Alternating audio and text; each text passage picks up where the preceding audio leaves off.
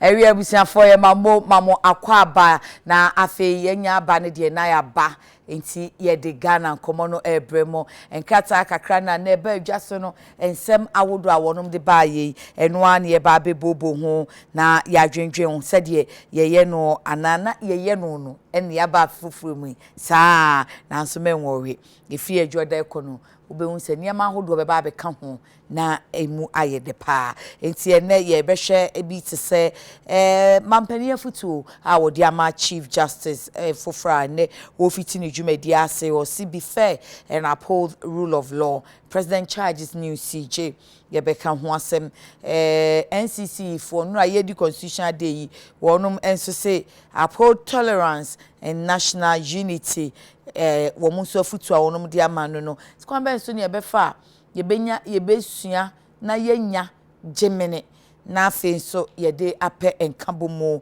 na se obi ne wanya adwene na se obi che na adwene na ene wo de ankɔ bankrom a na che se wotan wo ana se woni wo emwa no de na se wo hwete ana afi ambulance asemi ye beka etwase ye ka ada nti se de ebinum adwene ye wo mo se ambulance one person wo di gu ha na abato obredru so ansa na wo mache na wo di aye campaign e saa na se ampanyampa se wo ma ho boa na enso ye entitiye na afa ni etiti a doctorfo a wo mbe che mbe dis ambulance ni udwuma na wo mo mbe di hu udwuma no wo mo nim ho ma ache kra enti na ese ye chance na ya treni wo mo saa na begu odada dai na nkrofo nso ebisi wo mo fa ho wuoi na nso nka ambulance ho anka betimi aboa wo mu a ye twa se ni nyina no beboai na afi de ase o sedu 28 ne de na se ni aka ne meka ho kra ye beche no saa no na san no enti eno nso ye bedwendwen ti na miensa we a ene edi ho nkomo Honorable Dr. Henry Kwabena Kokofu, Doctor of Laws ene one Deputy CEO Ghana Integrated Iron and Steel Development Corporation. I hope say Prince afifu free yenya bibia pepepe doc yenya bibia pepepe oh enya afifu free Prince ya shati bonsema Ghana Integrated Iron and Steel Development Corporation Deputy CEO ena abeye nene be shase na ye hwese National Communications Officer ma NDC amanyukono urasami Jemfi enso ebeba abeka ye hu ti onyama ye na no hotwa permitted you nso edie ye ne Dr. Henry Kwabena Kokofu shase doc official pa afi komete obaya afi se na hoden o na yetenkwam amen na yeniso ade hunu nyina so abem amen na omanga na tiase amen na 4 more years for Nana Adudankwa Akufo-Addo and your mom will feel no beji so ama to do more 4 more years to do and more and if you for no beji so ama me twa nko bi nkuma na ni fa je meja ama na yes waba and ye constitutional quiz so we say no aye da fie na constitutional day ase akire sen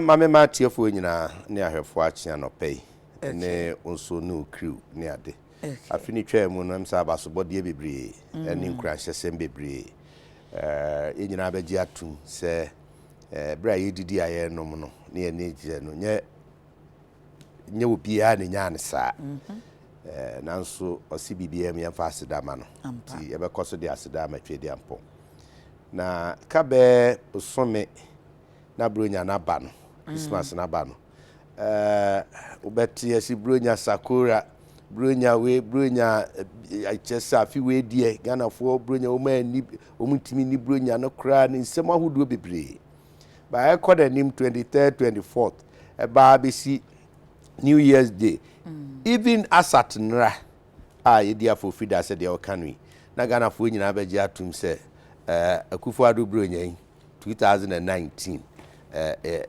chese itwem february etwem kwa Ghana fo eni bronya ensepe won ho ma 7 predia se mfa na asema twedi ampon te se de na no ye yoni ni nyina mu nya hoden na nye sebi nyansa adum bi keke na twedi ampon de adum ye nyinara including o men ti aba ne sa na won a onyame de won adum yen se enhwe o men so man a president Akufo-Addo da no bompa ya ne abobi ama wo na nsempa bi ho nso nkura hyesem bi ho a na ya kan bi de akire wo wa wo hwe me wa wo tie me nso so wo ye wa fam de so ye kuani wo ye driver wo ye teacher ni wo ye nsanchironi wo ye lawyer ana bibia adwumadie bi a wo di bia wo ka ho bi ana omen ya bedu ni ya dui ye koya nimi de ye stress twedi ampon obema asomdue na tena ho abato afe ehu bia nim aya adwenkyere yen amayofwe yen kan ya ye pen nia ye ni sisi ene nia ye betimi ayo daachi mpo atwa ne ateni bia ni ho constitutional day the Constitution of the Republic of Ghana abeto ha what are the ba yes say nipaku bia mkekam ho bomu na say your mind say ye asori say ye social gathering association na bibia mbenya bibia na ebetenetene mo ebe kire mo say ye mfa ha ye nkwa ha ye say ye nyese nti asomemu no ye nyina ye die ni na uhwe 1992 constitution ya eno ne de ye adwuma ne tse nya 27 years nya sa yo 28 years okay ba 93 so nya 27 years yeah just ohwe a ukoya bakwase mu a eno ne nkrata ya tintim ne amayon hyehyɛ de ato akwan mu a akyere yie okay yeah 1957 constitution under the first president of the republic Dr. Kwame Nkrumah okay ne benya 1960 constitution under Onwemu 1969 constitution under Professor K. Bizia and President Akufo-Addo Edward ana ibenya 1979 constitution and also Dr. Hilary Liman okay onyane be biko ono so ne penso ana yabenya 1992 constitution ya former president flight lieutenant Jerry John Rawlings ono so enam na basaso enti ya babia se ka omen haw ne ya kan amane hunu ne nyama sisi so a ya na ya jani onyame aya amaye from the something question ya na wan say na ye di constitutional day enti se eno abebabo ase na amaye ntenetene na akirekire ya beduru ne kabima me kabi amamu nhihya ye hyase from 1957 na nso so ekwam anwo na ekoba dodo na enya na ne yetinye nya na de aye adwuma beduru sabre no na ehu behia se ye beka akaye ho na nchirima ene mofra eba ne won a ewo ho sisi ye mpanimfu ekura nye nyina dodo na anenim ba bia yefira ya beduru ni sei to da bia ne enim se ye saa ne baaye na abesi ho da bi ebinum aka se ohaw ne niema ahodo wo constitution yi mu emani nwie peyo and that eno ne asem eno ne ade no if you say there's no perfection eti wo ko wani mu no na niema bi ho a wo krakra no nti krata yi da hoyi penifo ne nimdefo ka se the letter and the spirit wo honhom bia no so tie in central potin na wo na chi na afin so dynamic just intim enyo botantim etim prekope sign dane no ho ko animu the significance of we ne year on the 7th of January na 1992 constitution process na ye de hyase nipa ahodo no mukohia ya adwento ato adwencheche no 1993 7 January enura sabre no mu no na afedie ye bo ni nyina po edi siye ehunu se de ye tintim wo mu no ye de ato aba ye nya omampanini ono na ebedi kan de sa adwumadie ahyase o de constitution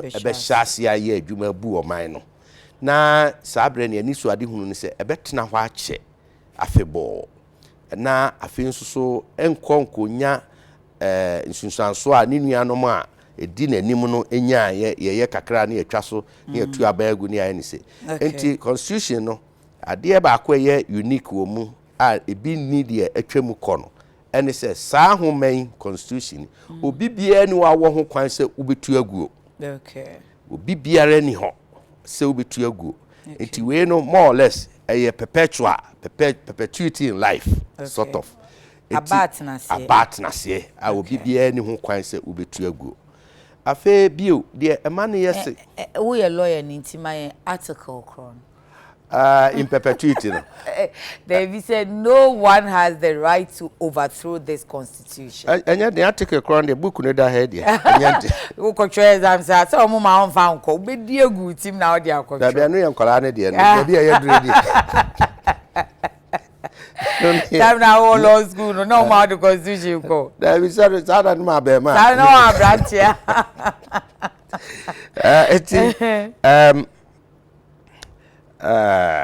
But who be here if you say your manom no ene your mofra no asese niam bi o sei no e do sei so ntini am bi ase na eno no boa e ma ya na muntuo ye nsem keka ya ma wi ya yesi ye ne be bia uni awo bia wa hunu se emra wo manyi na emra no so ye mini se de be ye adwuma aha one kasa constitution ye kitawi article ben pa na we ni je ho what's your favorite article? Directive Principles of State Policy. I think chapter 26 or so. Article 26. No, chapter 26. Entire that, chapter. Directive Principles of State Policy, chapter 5. Chapter 5. And then Human Rights is chapter 6. Chapter 6, okay. So we are mono. Because Baku depend on other step ya media not with him. That one is chapter 5. Then chapter 6 is Human Rights. Chapter 5, no. Directive Principles of State Policy. Yeah. A capture almost bibia or minor asede se SSS or ye man for. Okay. And na fe ochire baby hona croissant chire o manfo nso so yenso ya sede se SSS ye ma o man no. Okay. Nti de bia na me de compare a friend is Bible tro konkron the 10 commandments. Okay. Say we share the 10 commandments na the first 5 no ye near o ye dia ma onyame.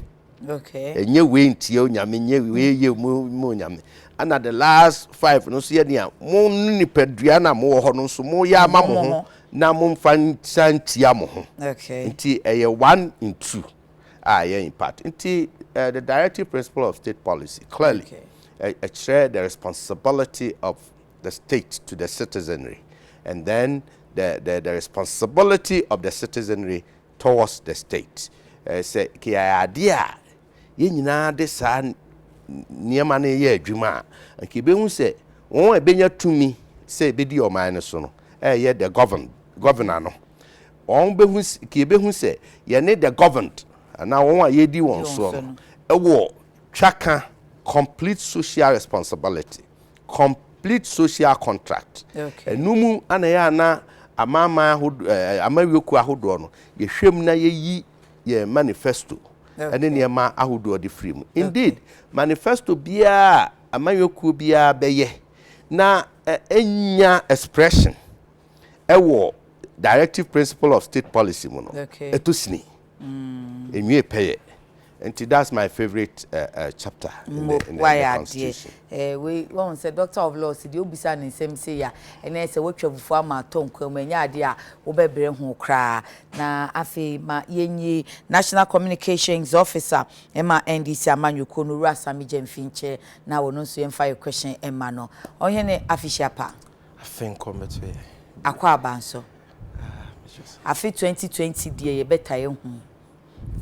Won sa you ye denya me ase enu a di constitutional de ne asane ye be hye enkomo na ase no ye constitutional quiz says me me na me di aba enti enu a ye di constitutional de enti ne ye bisa questions doctor we yi ne dia no bisa say hia be ne hia ye di constitutional de na me say bisa ne favorite article enti nso me bisa o say e dia in the constitution 1992 by Mini aba me da se dedi ka mema atiefo nyina afishapa enkankan ne ya papa mampanyi John Dramani Mahama okay bi obi anope bia akora me chia no mema no afishapa me da na sese Ghana for eye yonti wadwen ye ho na ose obesanso ababiem na wabesom o my Ghana so pa de nim se afi be ko na wie ye de na onyankopon adaworoma Ghana for asanso aye ne moa ama wanya kwanya ababeto anu nyuma paso. Okay. Constitution Day dia minia. Omampenya Kufuor na de aba. Ti lawyer Kufuor ha ya aboni suit ya constitution dan animi me sure say waka ho asem bebre. Me believe in sa constitutional can say holiday arrangements na ye mampenya Kufuor do aye no. Even though me jitum say as Ghana for I was say ye honor your constitution. Okay. Because ye po you see 1992 constitution in the Booma, fourth Republican, in more any way. Okay. So it is important say you when you are making sure say this constitution be remaining forever. Okay. Na asoja for emfa omope emma me tu ye kabi ma min kebi ayeye ase. Te said ye mre bi atwam isi ye. Enye 1992 na ye mre di kan ya Ghana enya kabi ma min kebi. Okay. So you had the first republic, 1960 under President Nsroma. You had the second republic under President Buzia, Prime Minister Buzia. You had the third republic under President Hela Liman. We had the fourth republic, and now the instrumentality of Flight Lieutenant Jerry John Rawlings as Ambre no ye Ghana Mampenyi eso emayenyaye. The biggest lesson about this 1992 constitution is say one who woni bie one who won sem fata the oton mako the oton kobi ya the oton bidie the oton tus the so won faso ne ho hia ono so ene pa bi woni mu a se ye ma ho kwan a obetimi di aboa ma oman na akonani because obekaya emra na ye twerɛ constitution we no asɛm kɛse ba ko pa be ya coincide na yes ade no and am say PNDC NDC at the time meka no PNDC okay na ye ba no then His Excellency John Dramani His Excellency Jerry John Rawlings o believe say onyame de bibipa adua ni pebia mu so ye hia ni so ye sikani nti se ye twerɛ amamra ye mra kunyina ye de bebu o man na ye ngi obia adwen na ye ntoatoa na ye make sure say ye be yi papa e wo mu no na ye de aye adwuma no so ye nuanom UP fo omo tradition ane wo ho no omo bo anwo kra ema omo ne Ghana Bar Association mampenye Kufuor do na otie akonwa so yi na odisa de no tinti ban yi pa omo boycott constitutional consultative processes ni nyina omo de omo se enya de a omo ne ntosfo ene makufo ne jenefo a omo nsem fata be kwakotena se atoato agese obi a yesua de na it is an important history, a very important history na your lesson so my because ya make case bibi so ko ye ntosfo ne makufo ne jenefo constitution ene de atwa 27 years yo okay constitution ya ene o mampenye Kufuor ado lawyer ne ya yete ya lawyer fo nyina ya fa de court ko di asem even though say ya sachremu no constitution no etimi serve largely the intended purpose. And me that is my biggest lesson in it. Okay. Now you make sure so say ye bema constitution no a guide your thoughts ye ne bibia ye bia na ya bo ho ban ye kura na te se kusua. Because this is the only hope Ghana has to ensure say ye benya continuous and sustained economic transformation ye hia say o man Ghana ebe konani. Say ye say fansusu ye bra na say yenye changes bi wo ma ehin na nka wunya ya nka ebe ye changes wo. Amendment. Ode kan ba ko eda akoma so ase yenya no say same bring your suggestion for amendment. First of all, there should be a cap for the number of Supreme Court judges that Omampenyi wutu mi say opawom. And a cap bi ani ho. Ti so Omampenyi bi ba no so about appoint 100 Supreme Court judges that utimiye. About appoint 50 Supreme Court judges that utimiye. Okay. There were implications apart from say there were implications on the public purse because omunya e betu omoka e be mo ka e be mo dan ene de keka ho no. Okay. To de bi a incumbents etimi abuse. Okay. And this can happen on both sides. Okay. And speaking as a lawyer and from that perspective, no, that is the first thing I can tell you. Say, yenya a ceiling on the number of Supreme Court judges or manpenibia in free on the party or free mono will be to me appointed. It exists in other countries. Me free say, but you will be so many things that needs to be. We no the time me twem. Yaba in fear du no son. Sabre no tibia ni ewo mu a ye de tro ye no.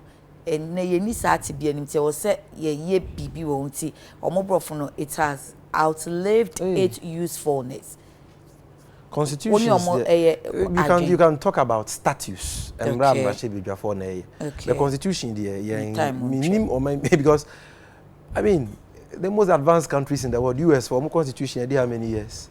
Okay. UK for constitution. They don't have a written. If you are judging from where we're coming from, and they said they're true no, and because if you must a photocopy of Kenya there, if you see your UK system kakra, US system kakra, and I answer system no, a bit different. And sometimes you see more. I feel say was say yenya a whole not just amending we say, but we need kind of a new constitution in itself. You cannot get a new constitution once this fourth republic is in force. Okay. The only thing you can do no, is to amend this constitution.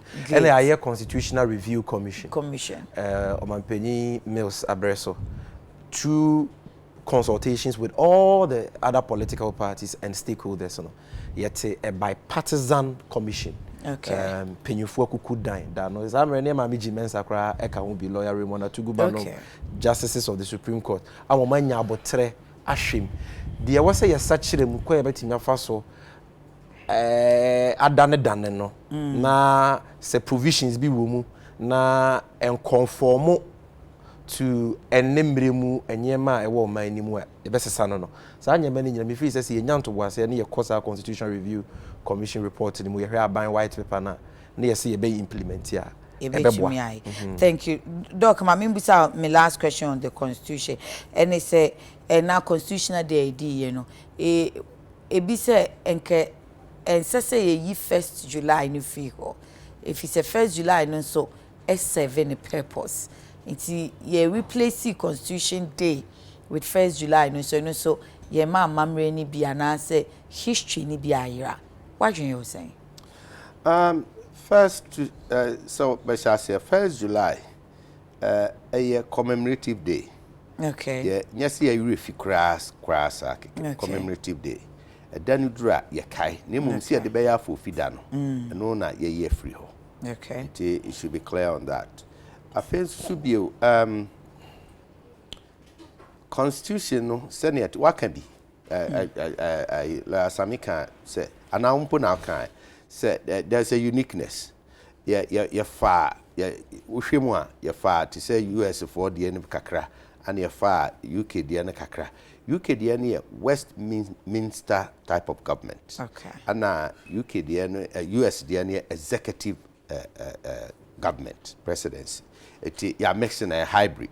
Okay. And you do we Kakra, but by and large, I'm say a addition and you see you feel 1957 Constitution. The failure or 1960 Constitution, 1969, 1979, and they have been 1992. Into addition, I would be brave. There are a lot of so here fundamental human rights. Said the Okania.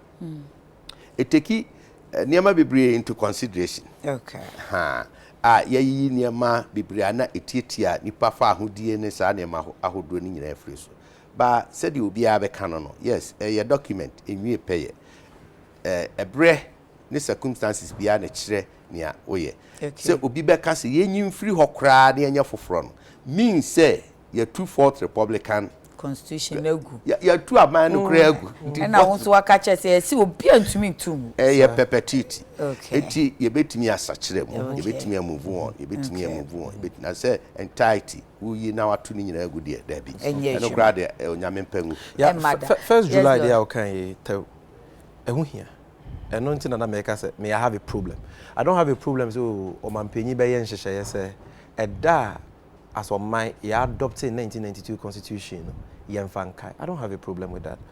But once I say monumental days be on, I will say, no, dear, oh, by 10 significance and so. when those monumental days, you know, Crumpon was here elevating now akwa contradictory be am. And the end commemorative now ya take significance. Of course, because real, we need republica, untimi nya constitution. 1st July 1960, and Ghana be a republic. As a children say, a sad dano, and Ghana ye day totally if you kwesi brunism. Because even though the seat of March 1957 near Nyafa Hudieno, still, they were prime minister or report to the Queen of England. Okay. Now, near Honsosa, I bet Nyasha Yamra, I BBA without the interference of the Queen of England and the colonial powers. By 1961 July, any a day who crown a republic. So what you say? Any your first republic, any your second republic. If you want son, you be your fourth republic. Into die the be a republic, no, fundamental. I don't know what say no there. Yenya de pebia na yenya commemoratory. One way year, na nipa krompo we be feel the significance of that day so. Na die the be your fourth republican constitution there no holiday. For me, no, it doesn't add up. But I don't know still tell the history. If you say okay, you do Constitution Day. Now we say don't you do Constitution Day? Obe church mo an be kwa kosi yeah. 1st July so and good say wa waka say republic in wa constitution. And it looks like the two are together. You see, no, but 1st July is a significant day in the history of Ghana. You cannot downplay it. Where AU Day, this is a commemorative day. Yeah, 25th May. I'm putting a kai. And Kodado was saying the name AU Day who abako send the yeah, so see a basic guy, you commemorative day, no, it takes something away. Okay. Yes. So if Omanpenyi will say, oh, the opesa we 7 January, even the Constitution Day, will be an own kontokwa. Why downplay 1st July? And a Jumadia, your man Penya would decline His Excellency or Sergeant for Dr. Kwame Nkrumah Eye and Sambreno to elevate another match or to tell that. Oh, seat match is about independence. 1st July is the day I be a republic. In history, no, actually different things. So these are some of the fundamental problems. But in all, no, the age I can say constitution here. So you see a back there, you back another day in there. The here partner say you be the womb. Say you are manufo. See ya buying. See ya ankurankura ya Ghana for inkwade. Ye nimra so ye need ye woman ye mwa ye mo ba ye nkura na sekusua na intimate na wadada. Thank you. Enti na constitutional quiz na ye no na ahwefo nyina minim se still munte ase ana se nim na munimu a if it's a citizen Francis pe en wo kan bibi fa commenting the maso abanso bi anka Constitution Day ho hwe into citizen Francis or say the Constitution Day has become necessary for us as Ghanaians to continuously remind ourselves of how far we have come as a nation and how we are continuously building on constitutional governance. The day affords us the opportunity to re-examine the roles of various actors in our constitutional governance. #Constitution Day.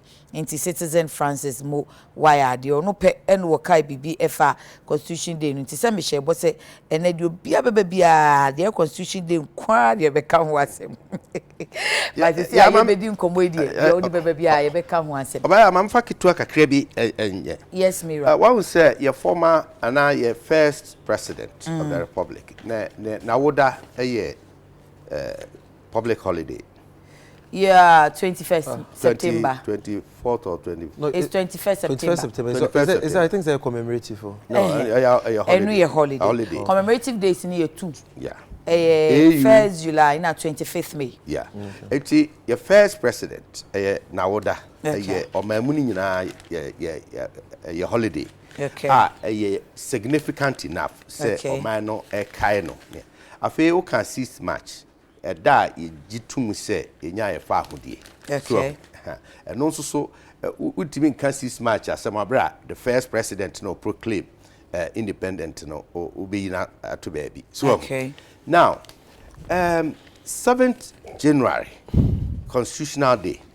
So ukomo critical Jerry John Rawlings, former president, at the core, the center of it. Okay. Only the first president of the Fourth Republican Ghana, 1992, or they signing na yedi. Any capi say ye benya or mampeni bia or no waba na or no sa papa ne nyina so ne nyina so ebo omo ideologies aha na say amayokuo eye different nsonko opposition mienu na obenya adwempo bi say dwuma sa papa ne di ye gina oman ne namu mi di sa bre no besi ne aboa oman ne kanko yie pa enti bra ote ase na nani hunu na naso ti ya nya na fofida na ye de hye nanimonyam na ye de hye oman ne nyina nanimonyam na afi nchirima ne won a aba fofore nso ye ka kire ye ho se bre bi baaya ye nyina agitum se kabi mame kabi na ye de ye adwuma na for all these years ya bedru sabri enti mamu ma ya nhwe no mame musa question go ahead.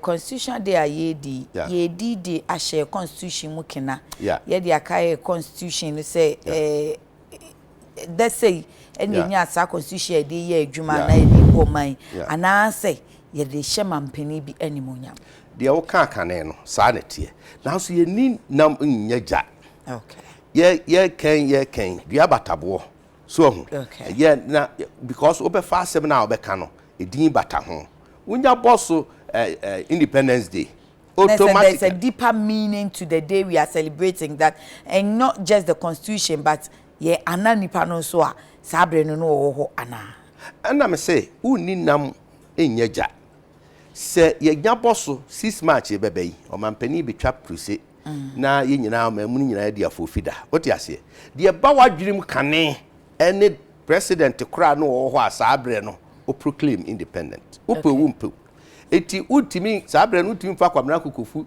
enko substitute kwa Nsroma enyeye I see. Doc, Enra Sada no, apart from say yes, swear justice and in your boa, no, dear near ye say ye disada no. Meje mahome. Okay. Na meje mahome no so betnase. F boom compon share, kabi mamin kabi, anamutuo ni ade. Okay. One, as mranim ni say ye koye ni mana ye beyachi. Two, as amayoni. Se yamamu nhihye ene se ne ya pese ye do o man ni duru no se na duru enti ne ya frɛ no retrospective thinking no obu kohwe wachi no ahwe ne ade afen so critically eno ye se wo as an individual ubisa na yen se oman aha ubisa me de ntime na maken ubisa o se yen se oman oman mu ni nyinara se me wo sami ene maami a ote makurum ne mreda ne okọ afurum ye ne ye o man no nti ne ye no maako de kafua so hu ye nyina age ya home ye nyina tena ase dwen hu se ye te ase yie dia da ye de ya mayo hihye si fapem se afedie never again ye bekoya nim ne abeachi na same kan de bi stability very very important for or maybe enyini ya na de ho compare Singapore ya de ho compare South Korea no tie no nyina ahase de ntia umadu ba bi umadu many factors na mom de di kan kese stability, political stability.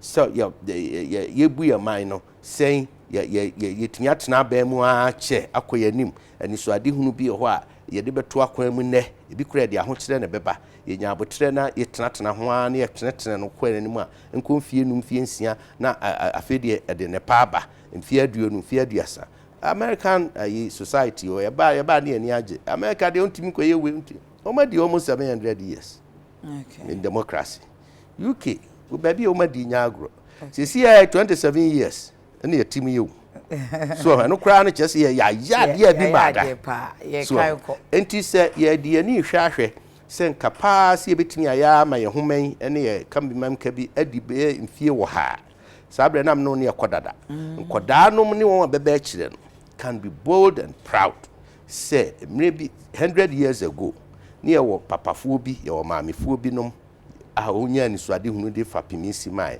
enti ba bia o man na tumpon abedrei na nanum bi eye bi ma o menti yen so abeto ye yenye afam de na daachi eja ho akọ enti it has all that ramifications. Okay, and yen share yen common ase na ankasa de ye still say ye beka constitution asema na asemre ya if say mampani enra wo de justice in yeboa his lordship jumadi ehye ne nsa no na wa kache ni se onhwe se wobema emra aye adwuma na afi wo de periperi ye ene fan ye so ebeye adwuma enu aye du constitution day yi NCC for say yensua gemini ene ekro ye na national ambulance fo yin so asemi health minister owura kwaku agima manu say nyame ne pa 28 January die sumtum awiakọ wo mo be che ambulance no enti measure see free from fisia camera ne constitution ne kakra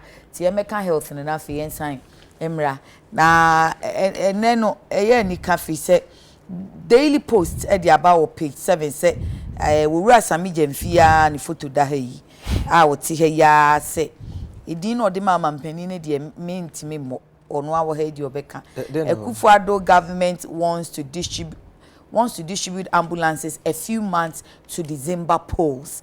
Say NDC neka nanso wura sami jemfina ni mfonyini eda hu ya wa crediting nso say national communications officer ono okano na say few months to December polls no adie so January 28th ya health minister Ghanaian Times health minister say sabre no mawie training no omo nwie ye kra ambulances no wo mo ebeche same ya me das na de kan kra no mame enkase asemwe enye NDC MPP sem sa ambulance asemwe ya babeto no ya Ghana asem because efa ye nyina ya pomuden ya yarehwe eho nibresem yarehosem it is a dream o my Ghana ho ne dream o manfo ho dia yemfa ye party sem no nto nchen na yenka nokre enche aban a otisui isanse kwaku announce stories no ya ados sese be boso me 9 new enye nasem September 2019 minim say ya wadi asem ye chiache September 2019 an ambulance si di kan e be draw my Ghana ba NDC for yanka bi eguo parliament animu ye beche na boso me ba kwa ba ya ye beche na boso me mienu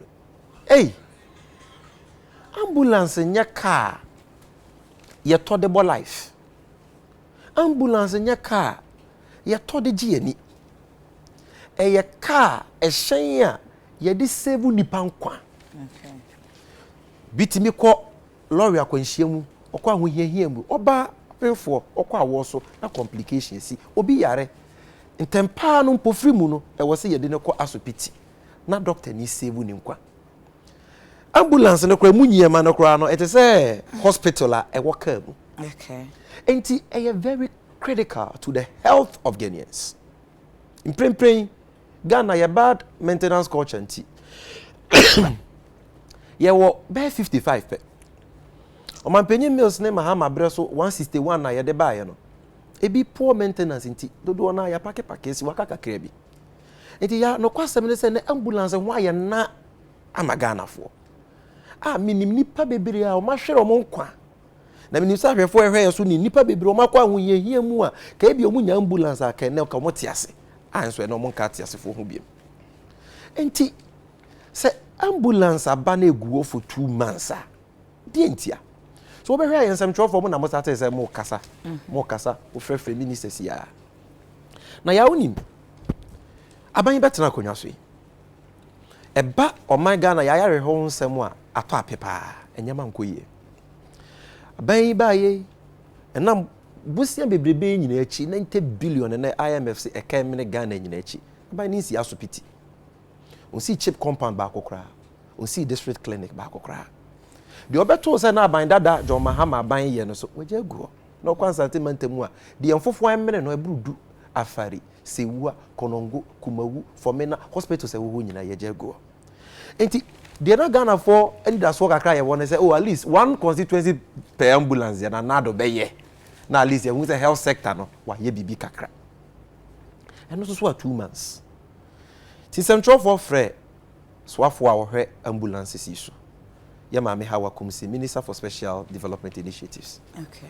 Asemwa maame ne kan ye ne say yen chair because I was here training a driver for any paramedics omo ye ambulance muni ambulance ho adwuma enu nti muntwen kakra sa asem no ndc for ye tenchen a ye carry ye no ye hu sa asem no na ye na asem no na nsisi so ye because a driver for bu Ghana so mampanyi kofo adawroma chama kokofu nim nkenkan so ye wo school bia ye friend pex asoya ye di trainee paramedics adwuma ye for ambulance omo ye ambulance mo adwuma ye wo school eye adwuma ya ejoda kosi fieda a school no omo makọ awie omo bru 2000 omo ti fie omo nya adwuma nye nti ambulance we no die nko na wo ho edanso a ye nya driver for ada ni engine ye 5 ena ni steer ye 3 ena ni gear ye 6 nti ye nya driver for die nko na wo mu nti a ye nya paramedics ti a ye give excuses we ya me can see baby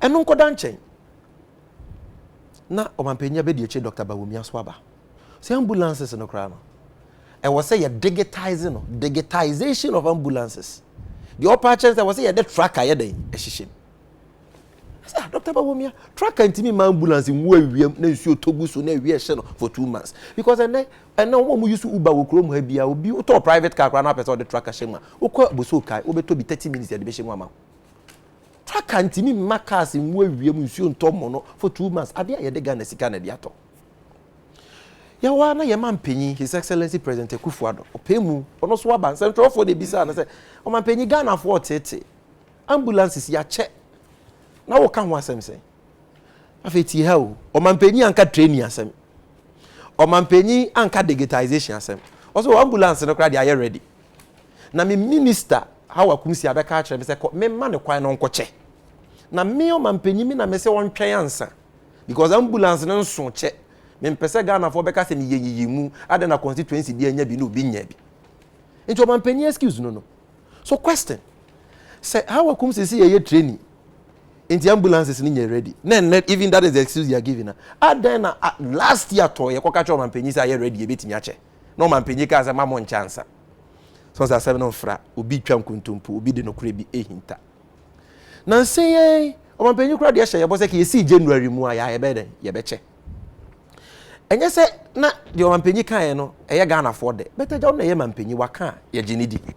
So because no kwasempa ne say sa asem o mampenyi kan ye no so no na e buru adwen ne ntiase so se me twen amani nyina bansa na mache why o man panyi hyebo se obeye one district one factory chaman kokufu na tie o mo se o ma yedo se 58 meboa enu mpo ye ntru bet enye ho asem ne ye ka tu de ye mfa mo mpo so o ma ye 58 ade na no de o man twen nya this factory se beso district se wo Ghana ha nyina nsa na o ma ye na ye ne kakran kakran because mpanyi fo okra so fiti preko pepo se mojaba putunyuma ye ne kakran kakra sa de ne du ambulance de a o mampanyi na o ye 1D 1F kakran kakra o ye 1 village 1 dam kakran kakra no o se 1 constituency per ambulance me ye ne preko pe no krebi ye de sie afa na nsie time o mampanyi de share yaso central for obisa no da be ne ye be che so a na afa ye hu se minister na onu ko ka kire o mampanyi se o pese o cha o mampanyi se o ka se ma ne nche no no so atwere letter ba se it was yes so ye training na mo ka kire 4 months ago say mo ye no mo da so ye training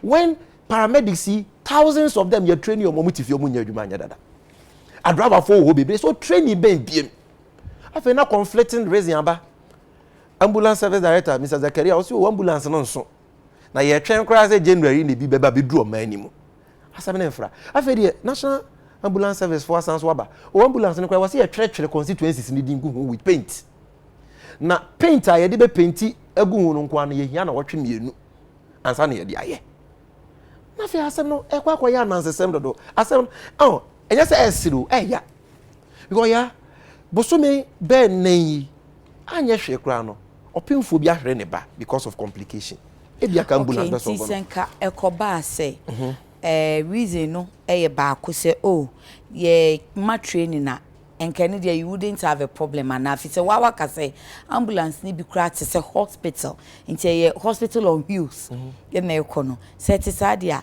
enye na say enye driver ni bi akeke ene betwie ana say enya wo mo a ye betete wo mo a wo mo betene o man penyu ko for breso o the ambulance ba Ghana males ne John Mama the ambulance bagana. Omo the 4 months in the training nipa. You see hospital dying cry no. A doctor for near nurse for na yem wedwuma. You see hospital we ansa na yaka say here 4 months I dey train doctors and nurses.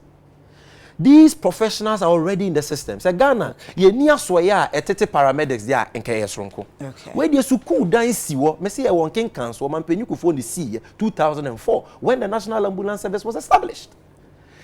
Ye training bebre kra omu ni adwuma ye. Okay. Na mpoya ye nyintumu say was ye training. 4 months na ye training. Ye nyintumu say was ye training. Adenti na de bia reasons necessary. O man penyi si ye training awie. But on the stop distribution, you know, because na ambulance ni nyanson che and some constituencies do e wa so. So I didn't know almost answer beka training as much ye bi. Adam ye ka digitization. You see, baby adru no. Na me ka say we 10 minutes. Onyankopon ka bibi kire Abel. Abel, because the king, na ni nua ni Abel. O say unua ya wakuni, magye ni moja afiri nsem. Miniso mampenye kufu ado baby wo bia ohwe UTV, ohwe kora wo bi behwe aka kire no. On kind who says a Ghana for ni wa woni ho 2 minutes kita na ne free o man for nchen ambulance no ye de Ghana for sika na ato se Ghana for enkwa ye yo ya hoto enura na ye National Constitution Day article 36 clause 1 say o ma Ghana for ye yo ya hoto ne anije wu hia no se hia ne pa dia onya se ya paki ambulance se wo awiem ensuom na ni pepa ambulance omunya ni pe biara ya. Because I say, mete how I come see Majeri ne den kasa we need FM. Okay. Yes, minister. Ni pe u ambulance ada na woncha. O twa nsamtro ni mpoa. Say, ene na ni pe bewu. Ni pe wu anti dian. Ambulance no kra no say na NDC for the buy anti ene na ni pe bewu. Hey! Ena wo ye minister. Wa pe hu anya wo telan cruiser munti.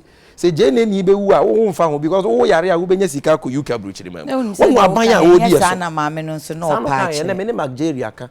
Sa no kan say yesi nipa ewu abra ambulance guo na wo kase enye na nipa ebewu a ya enye mpuatwa ye kasa asem we chire nipa enti Nsroma mpanyi obi a obehwere ne nkwa from enne kosi 28 ne kwa ye nyu omuni obi obehwere ne nkwa bi nyame ba bisa ne kra free ne sem we ye Ghana japade we ye de Ghana sika na ato enye ndisi MPP sem bi ko ni MPP fo amede ma no si 30 seconds over Mr. Middle 12 minutes be ma me de CCC e over no wabam oh minimum MPP fo penyufo a oni omuko program yo mo sesame we di enye ni fa bebre enye omo de because ya ebetimi ato unu aba bi omo na omo si bom enye omo maybe me kasa se Ghana ni because Ghana fo asase mo ha omo no enye omo nyina ne benya akwanya abetena ya akroma shows wo Adekye Nsroma aka omo hia asem nti ye kasa ebetimi ato unu aba bi wo manafo ebetimi ato unu aba ma bi wo sunwane sa so ne ebetimi ato chairman kokofu ana yira kwa manua bi enti ye nche bia ka ne ba na no so ya yeden ya che because I'm impuntu ya no that is all we are joining the media and Facebook Messenger to say Facebook Messenger recommends and Semen Kancho say he hates politics, but I love Sammy Jemfi and the way he talks. But it seems he's not happy today. Ask him for me if there is something wrong. One sign by I say yes, his vim has started. Into say vim now by him so bad for na vim now article. Me doctor. Yeah. What's it the here and say moncha ambulance? Yeah, ambulance. Yes, me doctor. Minister say 28. Yes, health minister. Also 28. Is it how I be more? Well, according to Ghanaian Times, is the health minister. Also said by 28th, you know, now the academy crowd, you want to omobeche. I hope so. I'll have my time. Oh, definitely. But 12 minutes. Oh, dear. Yeah. Into started 9:13. I feel campaign bad. The copim say we will deal with issues. Okay. You be nipa. Ankran krebi say be kan egu ne ho fi ye be kasa tia ne be yes nchen afi ye nsa enti medi ya kakra se maame ha wakumsi na no pei otine be dwene ne ho na menuan kofa asem kakraka a okra wo ma ne ti ase se nye sa na maame ne kan me se bia na nye sa no all patch sa me no ya adwen me minim no onka sa asem no da. Oh, say obeka afina no na odibebu obi animtia na obeka we na sami de obetwa Majeri sami de bedi ntra na osi otie no neat Majeri kwa confirm na sami me da sinti na me wa ha tu dem pacho This is your last time. Yes. Good. I agree, and he will do that. He will be What quiet. you say? So be cancel there too be so. Now only no one can say simply because opposite score political points. We are dealing with ambulances and the issues ahead.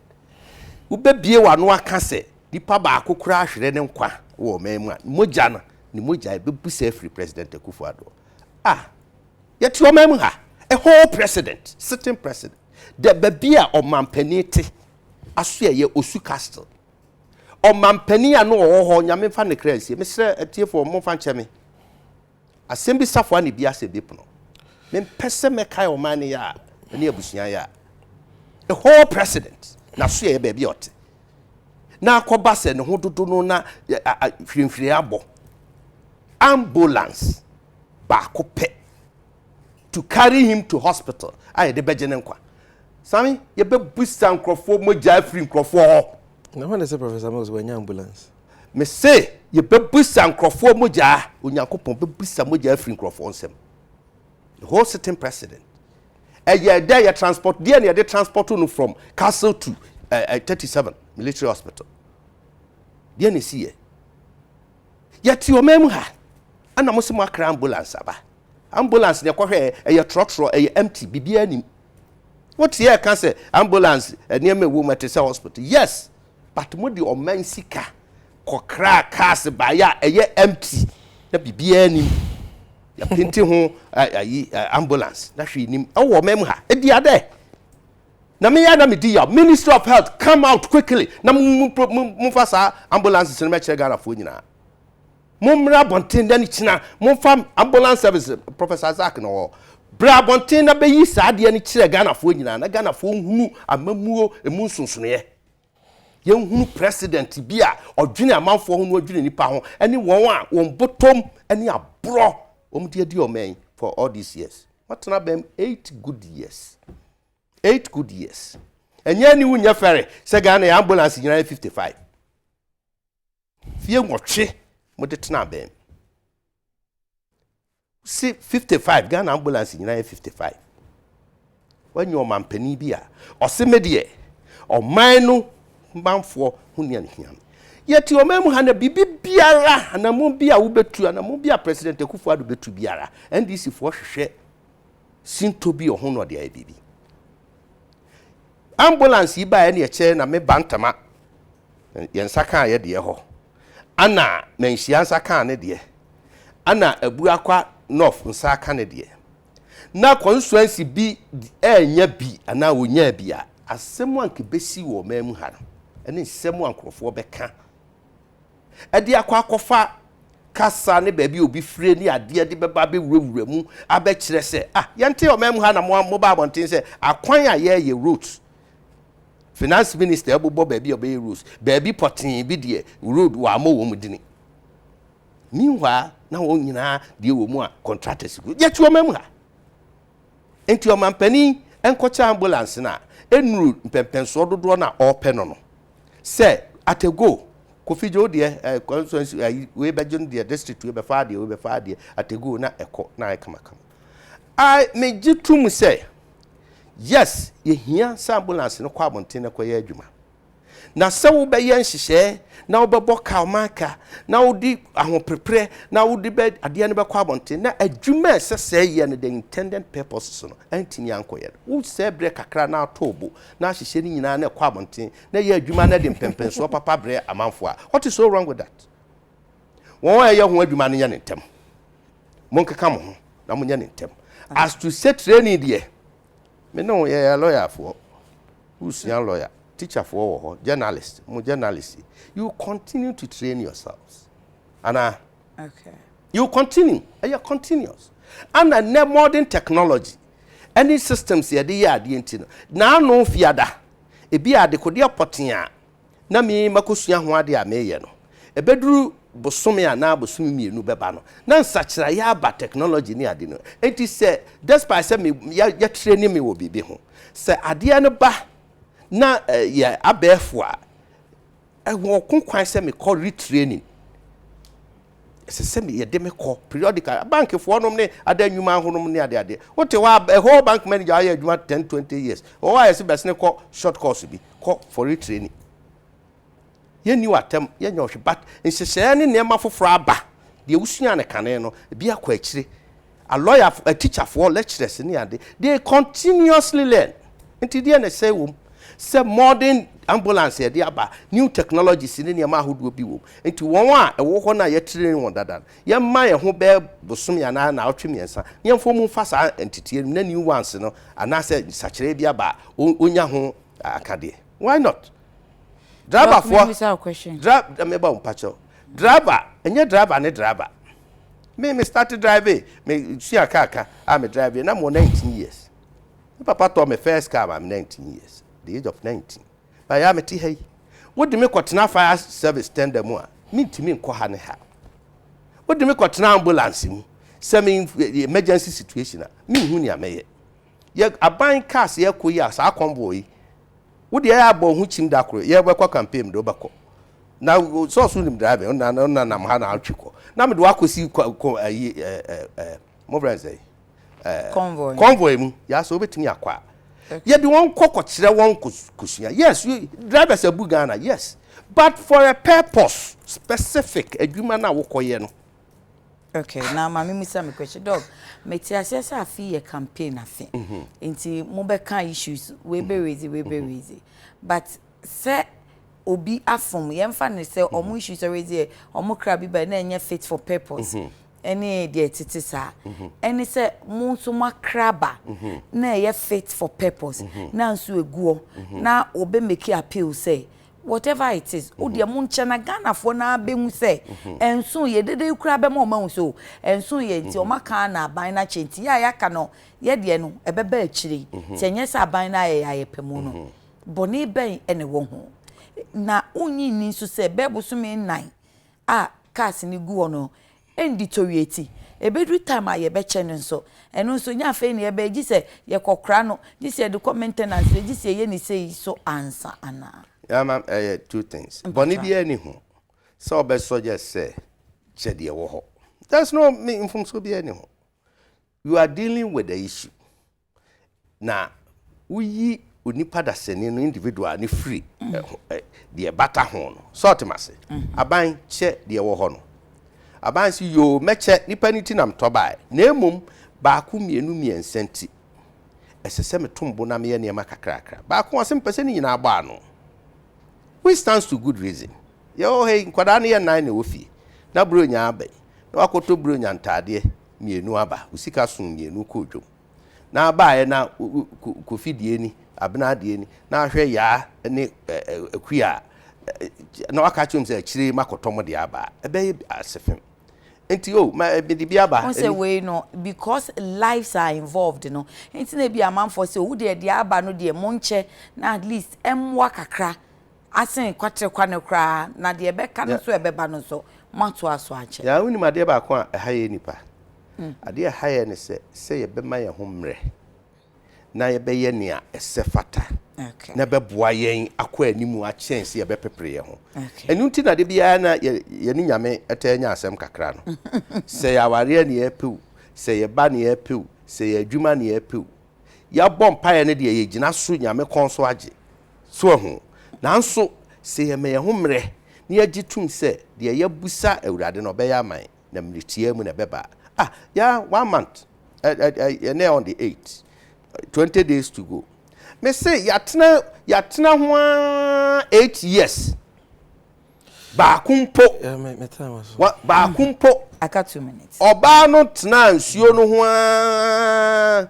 mfie dum efie se dumienu tro konkron oba na moje egu no sa 12 good years not nsuo no ho no opena no onte ho no obesa abura ne ko de no da ho ne de ye be ma no na obofo no be hunu nsuo na eno be mfie aduasa nsi you see no otena ho enti bre agenkwa no ba ye bre duduru ye na agenkwa no ba ye no na nkwaje na apa Kama ye Ghana for ya tena mo ho. We tolerated you for 8 good years with no ambulance. To the extent that certain president we ya wo man because of lack of ambulance. And then yet here ka say ambulance je nkwa. Name nim sa. Yet ya ba mi nim sa. Okay. The seat of president yentimi amfa one single ambulance ensure Ghana for tena mo ho hwe mo eye ho sa fie nwotwe aka na du. Okay. You can't wait. Yeah. Thank you. Yeah, Dedikai. Yes, Sammy. Wafidi onze so. Minti na ha Antoine ansesa moncho. Ubeti maybe some Jerry because the mama ye late na me na ye interview. No. And asema me kan wa ha no okato so no kwa na ye interview. And indeed Minister for Special Initiative Development eka say enye ne na Ghana fo bi. Mimi interpretation is a yempo atwa. And I say you can minister be asem a enkyere say yes sopa no ye horo no because oye oman na somfo. Ye no ye nyina Ghana for to ye ditua ne ka. Nti say minister bi eka bibi ana n'adwuma wo ye no ensem fata ye wo ho kwan say ye ka. The fact that this year be a debate of issues in enkyere say we will not hold ministers accountable. So when you insult the intelligence of Ghanaians or you take the people for granted or you toy with their lives ye wo ho kwan say ye ka. So what check it with McJerry na de meka and me boa and me nante na komifie ka me de ba ekra me fro ye kan no kre we are not joking no because we are talking about lives. Unfortunately McJerry or yeah adwuma we can't. Then number 2 ye we are metwe am ya yes ade no chaman kokofu se onte ase se ye ka se onyame beje obi moja fi nsem ye kasa what it means in say onyame will hold you responsible. That is what it means. Se ambulance ni bi niwa ya different. Okay. They say ambulance is siwo na 4 months. Men ka say ambulance ne ba ya ye nche. E bia 1 month bi ye training. Understandable. E bi kura 2 months. But you have 4 months. And they be ada reason no sesa. Na no ye kan. Momo ye kabi nkabi. Nti ma ye nkasa ho. You think that Ghana is made up of only NDC and NPP people? Okay, Same Jemfi, ma men nkasa. Because here they anya hwe CPP for so PNC for so akoda keteketa na ya wo no da kro na wo ye no so a wo ni political party no so omo join the political party no so omo so ntimi nkasa. Let's not do this to ourselves. Thank you. Also, me just 1 minute. NDC ya anya ambulance bi ya o ka chekere ne ho ya di bi ba na anya fit for purpose ya mfa bi ama which is which. In 2012, the Mills administration brought in 161 ambulances. Apart from that district, Flagstaff House, Nikutuka International Airport, in your ambulance. President Mills, no man penny bia convoy ambulance kahubi. It is a lie. So what you now see in Kano, I'm telling you, it is a lie. So because the Professor Mills, you ambulance and financial, it is a lie. There is no such report. A Muslim can. And a problem with maintenance. Yes. Yeah. It is not just enough. How do we maintain it? Because I'm the 160 something by or sign can say a gun and ambulance. What you see for talk cars, I will bet in a magic when you bet in a maquajuma. Oh, yeah, maintenance. We are a car whippy. Why the quarter car with Toyota? Or cause may dream maintenance a car and be once and a mechi. Car way and find more life, ye disable lives. So me can say no longer Kamufi office, no. Now yes, a be by I say. Mammy explaining sure. Once is the one need be kind by. Okay. And no naka 55 no. 55 and yana nado ne by obertoye. Bebere oko check here. I've spoken to people at the Ministry of Health. Maintenance, poor maintenance culture. E bi battery na enye adwuma, e bi bibi kakra na enye adwuma. Ye ja na gu ho. So what you say 30 now work on 17 after say the 161 never you can say it's also the 200 beba and a first 30 buy. That is what he is talking about. But whatever the case is, say ambulance ni bi kura ho and I was here ye ho adwuma kakra ye. But at least say the Ghana for so sika akwa akoto na ba. Chairman Kokofu ntimi metra UTV say my yanka ho ase. Thank you. Because your taxes can move. Just yeah.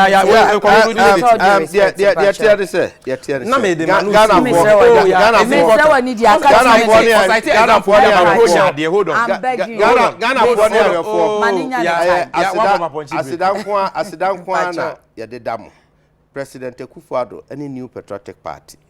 You say my to me see emra bem no. Fie mi ensem ni ayekoye mfie na mu. Yentimi hwe onyame anim nkase bibia wie peyo nanso niema aben president ne mpani de agu akwam de na atete de na aponsam a ya bomodin akrakra na beduru ne a twedi amponti ye nyinara yete ase beduru ne na nipa ni bi susu kura se bronya ba ye na ke sakura bronya nanso ankoba ne sa ye bekoso a solicite Ghana for support ye bekoso a asrem mpaibo de ama president Akufo-Addo na ya srem se afia ya abato afi nukura nkoa ana aban ne Ghana for ebeche nukura nkoa mpuntuo akwan a aseye president say a year of roots apomuden hihye ambulance enchepi district biara awo memu nsabe kanede ninu na chi no drones ni ade a eye adwuma eboa apomuden hihye no so ni nyina bekoso education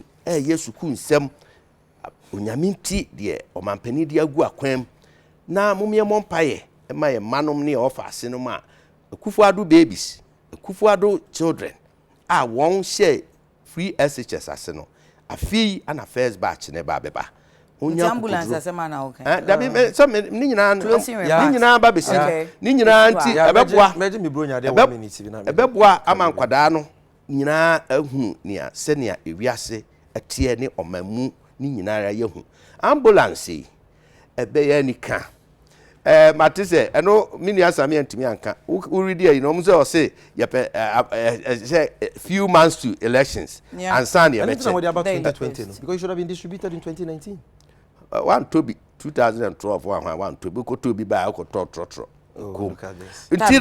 Etino president obeche ama district bia wani hu ambulance da ewo district na me de me deze amakrum ne mreda ne tepade no kwa becha me de save life na as district na so wani behunu ne de save life thinking about wani behunu ne de save life ana se wudua nkonkonza amfu ana kire ne nto aso efifiu na o mampani ayedi oguso a oye mo manifie na abie mu a obeye ne a mampani ka kire o mampani kan bibi se ambulance no minister na be ka kire ne say are ready enya me na me kan ye nche e no no se emo ano ntia de no mampanyi kan no in December say ambulances na are ready na still more the new raising about say train am for chama people dey pepper what reason reason there o reason chama member o 3-4 reasons chama usubenya bronya mema bronya usubenya bronya sana ka ye wi e no si bronya de ntimi mema bronya ya tie bibi wa ho and so a few ways we na dey start nti jeje so kakra 9:30 am ya mameka di ncho okay nipa nkwa enye bronya de example na chama kokufu ye no o de Ghana for yaw when to say papa wato bronya de a wo chama ne mawu when to say bubu ani na no dansuo ni ho for 30 years these are emergencies. An ambulance can save a life today ebi ana wo unim ahohia Ghana for kum na wo de agudie ana wa hye what cite these examples are it offends the sensibilities of Ghanaians me de Ghana for a obi a wo tie ye bia o mo hwe ye o mo ye MPP for okra ni nim se de ye ka acham na ye no kre betumi no esisi maso e na efram ani until you don't care about the ordinary Ghanaian but the good people of this country omo na upon it to media mamo amode tie akonwa so no omo hwe come 2020 you'll be held accountable. I'm telling you today, Chairman Kokufu. Mo so sokura no makatua no. Ma mo beje no. E be do so ache minister no. Mo ye minister no diodium no. Because I know MPP communicators who are condemning this. Now what we condemn who minister. No ye ni diodium. Omundile. Me what people are dying. Utie. Pacha obronya ade. Utie. The bronya ade an say Ghana for mo hwe ya mutie maka kire mo bisi mfie nwotwe de o kasa yi not ya ba mfie nwotwe de onu obi aye da no see Rage Hospital please see University of Ghana Medical Center yes 1,000 chip compound district hospitals bebre your mama achievement in the health sector you can match it ambulance one system efie nwotwe one ambulance mama save lives efie nwotwe me say at the seat of President Castle na ambulance ni wa bra the late president bra na the late president na all crisis no what crisis na there was no ambulance John Mahama when now be try be check for John Mahama 3 years ni dey be John Mahama ka be na mudi no tu mu e call 37 military hospital ka be third go be ka be na mudi the dying president too na ambulance that way ambulance on the convoy. Ambulance everybody knows this. Your trotro Mail said an ambulance is I am telling Ministry of Health. Per the ambulance services. Munyi ambulance ya NDC for blame game not fit for purpose. But yes. The person me say ka His Excellency the late Professor Mills etumu e ko 37 ambulance. It was an ambulance. Who told you? Who told you? Ask for who ask anybody. It was an ambulance. It was an ambulance. Now they are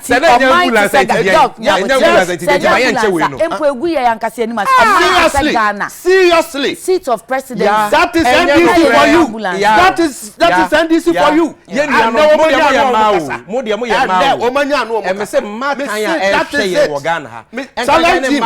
Hold him to it. He knows it. So it justifies this waste. It justifies this waste. Evidence. Go and check. Yeah, check it. Go 37 military hospital. Go and check. Go and ask. We don't do that. You are a lawyer. Yes. Don't do that. Now this is a fact. What a way to start 2020. Hey, you know. Oh my God. But you see, you cannot. This arrogance, no. Even when we are even talking about lives. Honorable Dr. Henry Kwabena Kokofu, Deputy CEO, Ghana Integrated Iron and Steel Development Corporation, and a lawyer Sami Jemfi, National Communications Officer, Emma NDC. Yedamwasiano pay. Mambo Sukama. 2020 no say ya na ebekọ no nti abusuafo ye bia no Adekye Nsroma first edition 2020 aha enya edimusi ya kuna mani ye ni kunu nyina ye si ha ema mo afishia pa nyame mayo chena